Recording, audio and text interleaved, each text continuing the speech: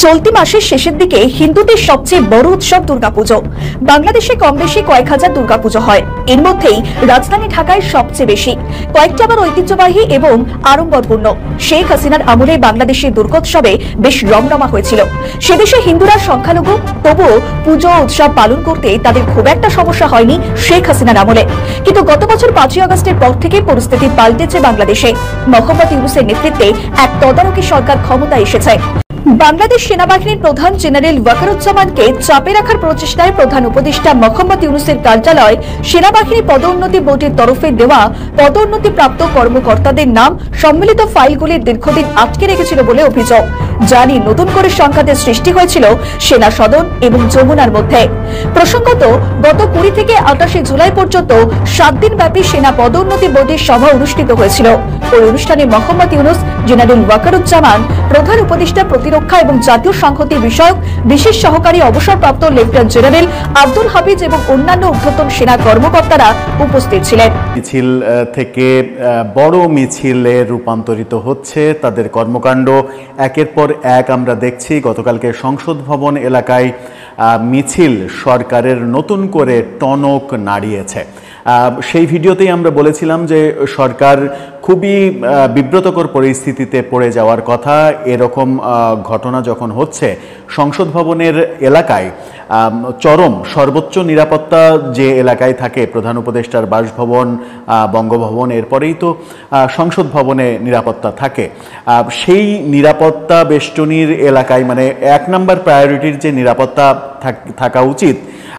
5ই August ক্ষমতার পট পরিবর্তনের পর আওয়ামী লীগের একটা বিশাল শ্রেণী কলকাতায় অবস্থান করছে। তারা নিজেদের জীবনের নিরাপত্তার স্বার্থে যেভাবে বাংলাদেশে মবের সংস্কৃতি সৃষ্টি হয়েছিল, সেই মব থেকে বাঁচার জন্য অনেক নেতাই কলকাতায় আশ্রয় নিয়েছেন। সেটা রাজনৈতিক আশ্রয় বলা চলে। এই মুহূর্তে ভারতের অন্যান্য স্টেটেও অনেক নেতাকর্মী রয়েছে, কিন্তু সেটা একটা ক্ষুদ্র অংশ। বাংলাদেশ আওয়ামী লীগ একটা বৃহৎ রাজনৈতিক সংগঠন, দক্ষিণ এশিয়ার সবথেকে বড় সংগঠন। তো সেই জায়গা থেকে বাংলাদেশ আওয়ামী লীগের যেই নেতাকর্মী, যেই অংশ নেতাকর্মী কলকাতায় এই মুহূর্তে বা ইন্ডিয়া জুড়ে অবস্থান করছে, তাদের সংখ্যা তেমন একটা বেশি না। সুপ্রিয় দর্শক, নতুন একটি ভিডিওতে আপনাদের স্বাগতম। আজকের ভিডিওটি অনেক গুরুত্বপূর্ণ হতে চলেছে।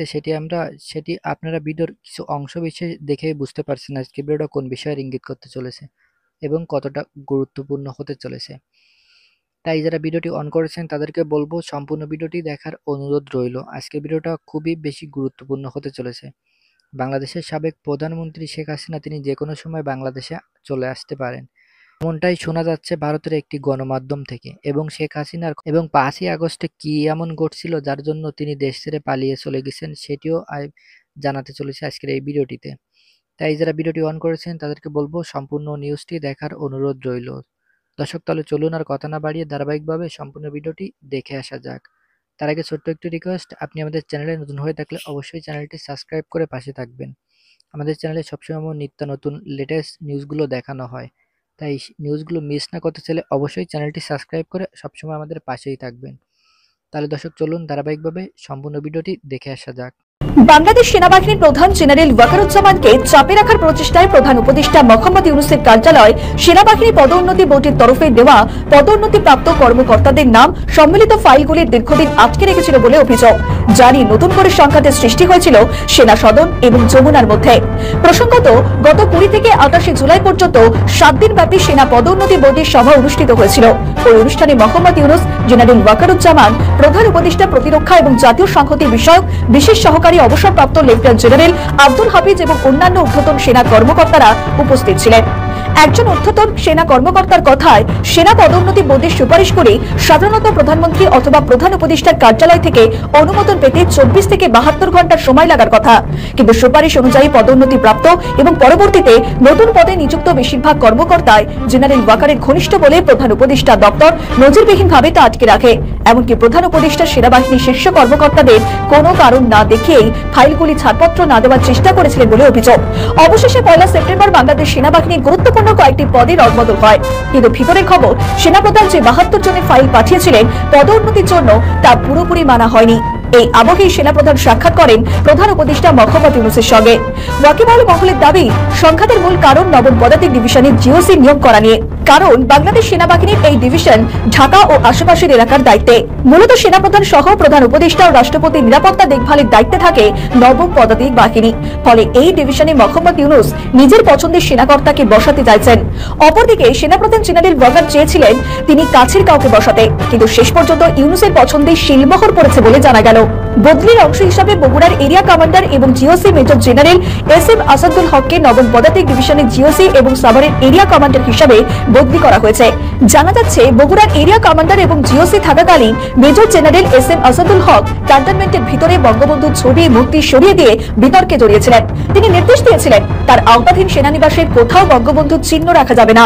মনে করা হচ্ছে তাকে ঢাকায় নবম পদাতিক ডিভিশনে এনে জেনারেল ওয়াকারকে চাপে রাখলেন মোহাম্মদ ইউনূস। কারণ ঐতিহাসিকভাবে স্বীকৃত বাংলাদেশে এখনো পর্যন্ত যতগুলি কূপ বা সেনা অভ্যুত্থান হয়েছে সবগুলোই এই নবম পদাতিক ডিভিশন থেকেই হয়েছে। ফলে এই ডিভিশনের জিওসি হিসাবে মেজর জেনারেল এস.এম. আসাদুল হকের মতো জামাতপন্থীকে নিয়ে এসে বাজিমাত করতে চাইছেন ইউনূস বাহিনী। শেখ হাসিনার আমল থেকেই এই নবম পদাতিক বাহিনীর দায়িত্বে ছিলেন মেজর জেনারেল মঈন খান, যিনি জেনারেল ওয়াকারের যেমন অত্যন্ত ঘনিষ্ঠ ছিলেন তেমনই শেখ হাসিনারও আস্থাবাদন ছিলেন। জানা যাচ্ছে অগস্টেই অবসর গ্রহণ করতে চলা এই মেজর জেনারেলের চাকরি জীবন বা দায়িত্ব সম্প্রসারণের প্রস্তাব দিয়েছিলেন সেনাপ্রধান জেনারেল ওয়াকারুজ্জামান, কিন্তু তা করা হয়নি। সংঘাতের সূত্রপাত এখান থেকেই। মেজর জেনারেল মঈন খানকে প্রবলভাবে নবম পদাতিক ডিভিশনের দায়িত্বে রেখে দিতে চেয়েছিলেন সেনাপ্রধান, কারণ তিনি থাকা মানে সেনাবাহিনীতে যেমন কু হওয়ার আশঙ্কা থাকতো না, তেমনি সেনাপ্রধানের নিরাপত্তাও অটুট থাকতো। হচ্ছে তাদের কর্মকাণ্ড একের পর এক আমরা দেখছি। গতকালকে সংসদ ভবন এলাকায় মিছিল সরকারের নতুন করে টনক নাড়িয়েছে। সেই ভিডিওতেই আমরা বলেছিলাম যে সরকার খুবই বিব্রতকর পরিস্থিতিতে পড়ে যাওয়ার কথা। এরকম ঘটনা যখন হচ্ছে সংসদ ভবনের এলাকায় চরম সর্বোচ্চ নিরাপত্তা যে এলাকায় থাকে, প্রধান উপদেষ্টার বাসভবন, বঙ্গভবন, এরপরেই তো সংসদ ভবনে নিরাপত্তা থাকে। সেই নিরাপত্তা বেষ্টনীর এলাকায় মানে 1 নম্বর প্রায়োরিটির যে নিরাপত্তা থাকা উচিত, সেই নিরাপত্তা বেষ্টনীর এলাকায় আওয়ামী লীগ যখন মিছিল করলো এবং একটা বড় দীর্ঘ রাস্তা যখন তারা অতিক্রম করলো, সেখানে শত শত পুলিশ থাকার কথা, তারপরেও যখন কোনো ধরনের কোনো প্রতিরোধ পুলিশের দেখা গেল না, মিছিল শেষে পুলিশের মানে নামমাত্র একজনকে ব্যানার হাতে পেয়ে তাকে গ্রেপ্তারের ঘটনা আমরা যখন দেখলাম, তখন প্রশ্ন উঠতেই পারে যে সরকার এই ঘটনায় কতটা বিব্রত হবে। এবং সেটাই ঘটলো। গতকালকে সরকার এরকম পরিস্থিতির প্রেক্ষাপটে জরুরি মিটিং করলো উপদেষ্টা পরিষদের, এবং উপদেষ্টা পরিষদের মিটিং থেকে বেশ কিছু সিদ্ধান্ত এসেছে।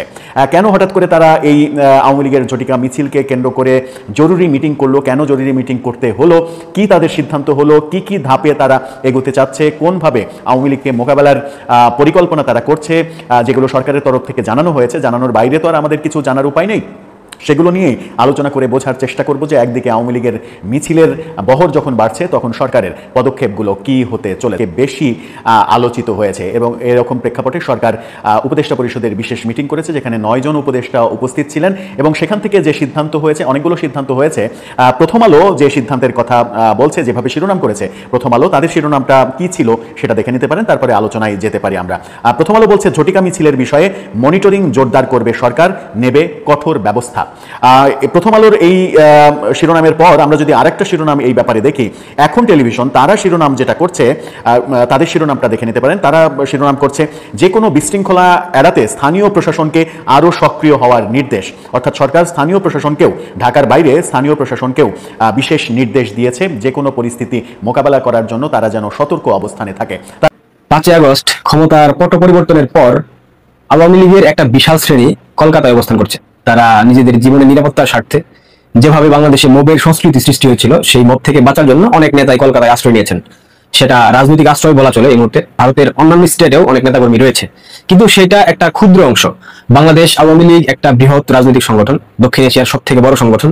তো সেই জায়গা থেকে বাংলাদেশ আওয়ামী লীগের যে নেতাকর্মী, যে অংশ নেতাকর্মী কলকাতায় এই মুহূর্তে বা ইন্ডিয়া জুড়ে অবস্থান করছে, তাদের সংখ্যা তেমন একটা বেশি না, হতে পারে 1 বা 2%। যারা অনেকেই বলেন, অনেকেই ভাবেন যে শেখ হাসিনার সাথে তার পুরো দল বাংলাদেশ থেকে চলে গেছে, পালিয়ে গেছে, এটা মিথ্যা কথা।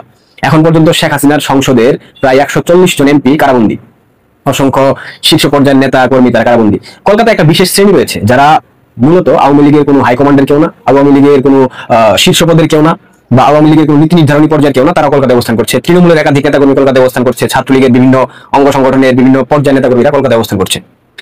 5 আগস্টের পর আওয়ামী লীগের হাইকমান্ড থেকে শুরু করে মোটামুটি প্রত্যেকটা লেভেলে তাদের একটা ধারণা যে আওয়ামী লীগ, জামাত এবং শিবির মুক্ত হয়েছে। আপনারা নিশ্চয়ই খেয়াল করেছেন যে ছাত্রলীগের লুঙ্গির নিচে লুকিয়ে থেকে ছাত্র শিবির যে অপকর্মগুলো করেছিল এত বছর, সেটা সেই জুলাই আগস্টের সেই তথাকথিত জঙ্গি অভ্যুত্থানে ঢাকা বিশ্ববিদ্যালয়ের ছাত্রলীগের নাম নিয়ে তারা সাধারণ শিক্ষার্থীদের উপর হামলা চালিয়েছিল বিজয় ৭১ হল থেকে, যেটা সূত্রপাত ঘটেছিল। এবং যেদিন ১৭ বা ১৬ জুলাই ঢাকা বিশ্ববিদ্যালয়ের সাধারণ নারী শিক্ষার্থীদের উপর হামলা চালানো হয় ছাত্রলীগের নাম নিয়ে, সেটাও সেই শিবিরের লুঙ্গির নিচে লুকায়িত যে গোষ্ঠীগুলো ছিল তারা চালিয়েছে।